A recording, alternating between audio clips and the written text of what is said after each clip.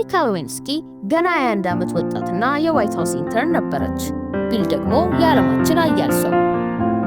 በሁለቱ መካከል የተጀመረው ግንኙነት ግን የዓለምን ፖለቲካ ያናወጠ የፍቅር ድራማ ሆነ። ሞኒካ ለዓመታት በሚስጥር የያዘችው ያዝነኛው ሰማያዊ ቀሚስ የቢል ክሊንተንን ዲኤንኤ ይዞ መገኘቱ ለክሊንተን የመጨረሻ ውርደት ካባ ሆነ። ታሪኩን አስቂኝ የሚያደርገው ግን ክሊንተን ይህንን ግንኙነት የካደበት መንገድ ነው። በዓለም ፊት ቀርቦ ጣቱን ወደ ካሜራው ቀስሮ ከዚያ ሴት ጋር ምንም አይነት ግንኙነት አልነበረኝም ሲል በልበ ሙሉነት ዋሸ። ይህ ንግግር በታሪክ ውስጥ ትልቁ የዋይት ሃውስ ውሸት ተብሎ ተመዝግቧል። ክሊንተን በፍርድ ቤት ሲቀርብ የነበረው የቃላት ጨዋታ ደግሞ ለድራማ ማጣፈጫ ነበረ። ከሷ ጋር ግንኙነት ነበረ ተብሎ ሲጠየቅ የሰጠው መልስ ያ የሚወስነው ኢዝ የሚለው ቃል ምን ማለት እንደሆነ በሚሰጠው ትርጉም ላይ ነው የሚል ነበረ።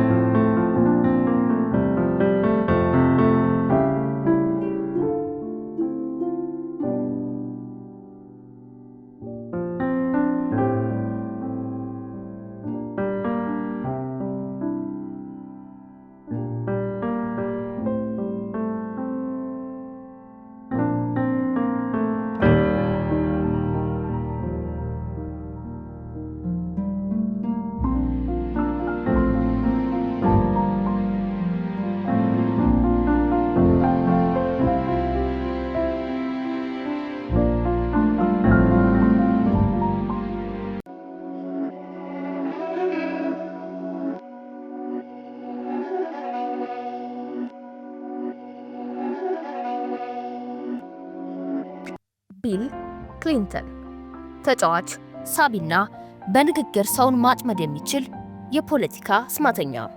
ነገር ግን ይህ አስማተኛ አንድ ትልቅ ስህተት ሰርቶ ነበረ። አስማቱን በዋይት ሃውስ ውስጥ ለግል መዝናኛ ለመጠቀም ሞከሩ። ዓለም ሁሉ የሚያውቀው የሞኒካ ሌዊንስኪ ቅሌት የተጀመረው በፖለቲካ ክርክር ሳይሆን በፒዛና በሲጋራ ጭስ በታፈነ የዋይት ሃውስ ቢሮ ውስጥ ነበረ። ሞኒካ ሌዊንስኪ ገና የ21 ዓመት ወጣትና የዋይት ሃውስ ኢንተርን ነበረች። ቢል ደግሞ የዓለማችን ኃያል ሰው። በሁለቱ መካከል የተጀመረው ግንኙነት ግን የዓለምን ፖለቲካ ያናወጠ የፍቅር ድራማ ሆነ። ሞኒካ ለዓመታት በሚስጥር የያዘችው ያዝነኛው ሰማያዊ ቀሚስ የቢል ክሊንተንን ዲኤንኤ ይዞ መገኘቱ ለክሊንተን የመጨረሻ ውርደት ካባ ሆነ። ታሪኩን አስቂኝ የሚያደርገው ግን ክሊንተን ይህንን ግንኙነት የካደበት መንገድ ነው። በዓለም ፊት ቀርቦ ጣቱን ወደ ካሜራው ቀስሮ ከዚያ ሴት ጋር ምንም አይነት ግንኙነት አልነበረኝም ሲል በልበ ሙሉነት ዋሸ። ይህ ንግግር በታሪክ ውስጥ ትልቁ የዋይት ሃውስ ውሸት ተብሎ ተመዝግቧል። ክሊንተን በፍርድ ቤት ሲቀርብ የነበረው የቃላት ጨዋታ ደግሞ ለድራማ ማጣፈጫ ነበረ። ከሷ ጋር ግንኙነት ነበረ ተብሎ ሲጠየቅ የሰጠው መልስ ያ የሚወስነው ኢዝ የሚለው ቃል ምን ማለት እንደሆነ በሚሰጠው ትርጉም ላይ ነው የሚል ነበረ። ይህን የመሰለ የቃላት ፍልስፍና ክሊንተንን ከእስር ባያድነውም ለቀልድ አውጮች ግን ትልቅ ሲሳይ ሆነላቸው።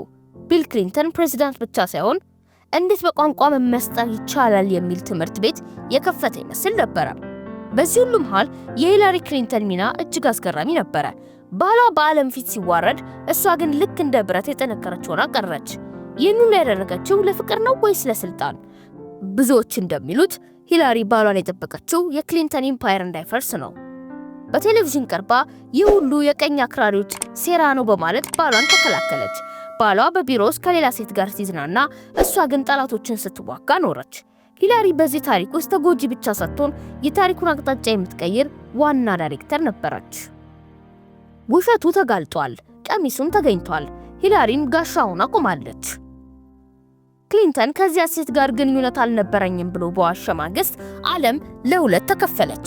በአንድ በኩል ፕሬዝዳንቱም ሰው ነው፣ የግል ህይወቱ ነው የሚሉ፣ በሌላ በኩል ደግሞ ዋሸን፣ በቃለ መሐላ ስር ዋሸ የሚሉ የፖለቲካ ተኩላዎች። የክሊንተን አስተዳደር አሁን የሚዋጋው ስለ ኢኮኖሚ ወይንም ስለ ውጭ ሀገር ፖሊሲ አልነበረም። የሚዋጋው ስለ ፕሬዝዳንትነቱ ዚፕና ስለ ውሸቱ ትርጉም ነበረ። ክሊንተን በታሪክ ውስጥ እጅግ ብልጥ ከሆኑት ፕሬዝዳንቶች አንዱ ነው። በምርመራ ወቅት ጠበቆች ሲያፋጠጡት የሰጠው መልስ ዛሬም ድረስ በህግ ትምህርት ቤቶች እንደ አስቂኝ ምሳሌ ይነሳል። ኢዝ የሚለው ቃል ትርጉም ምን እንደሆነ ጠይቆ ነበረ። ክሊንተን የሞኒካን ጉዳይ በካደ ቁጥር የሪፐብሊኩ መሪ ኬን ስታር ደግሞ ይበልጥ እየቆፈረ መጣ። በመጨረሻም የስታር ሪፖርት ወይም ስታር ሪፖርት የሚባለው ባለ 445 ገጽ መጽሐፍ ለህዝብ ይፋ ሆነ። ይህ ሪፖርት የሀገር ሚስጥር ሳይሆን የዋይት ሃውስ የፍቅር ልብ ወለድ ይመስል ነበረ። እያንዳንዱ የቢልና የሞኒካ ዝርዝር ግንኙነት፣ ሲጋራው፣ ቀሚሱ፣ ሁሉም ለዓለም ተዘረገፈ። ክሊንተን በስልጣን ላይ ያለ እንዲህ አይነት እርቃኑን የሚያስቀር ሪፖርት የወጣበት የመጀመሪያው ፕሬዝዳንት ሆነ። በታህሳስ 1998 የአሜሪካ የሕዝብ ተወካዮች ምክር ቤት ቢል ክሊንተንን ከስልጣን እንዲወርድ ኢምፒች አደረገው። ምክንያቱ ግን ሴት ማመንዘሩ አልነበረም። ይህ የአሜሪካ ሕግ ወንጀል አይደለም፣ ይልቁንም ሐሰተኛ ምስክርነት መስጠትና ፍትህን ማደናቀፍ ነበረ።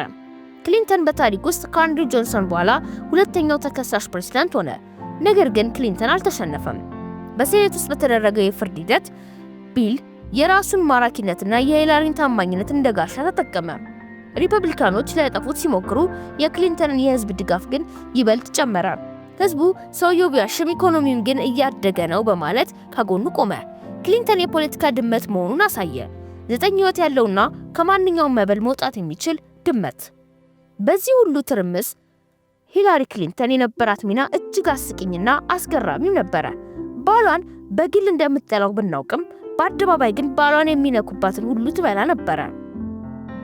ሪፐብሊካኖችን በቀኝ በኩል ያሉ አክራሪ ሰረኞች ስትል ስማቸውን አጠፋች። ብዙዎች ሂላሪ ለምን ባሏን አልፈታችሁም ይላሉ። መልሱ እጅግ በጣም ቀላል ነው።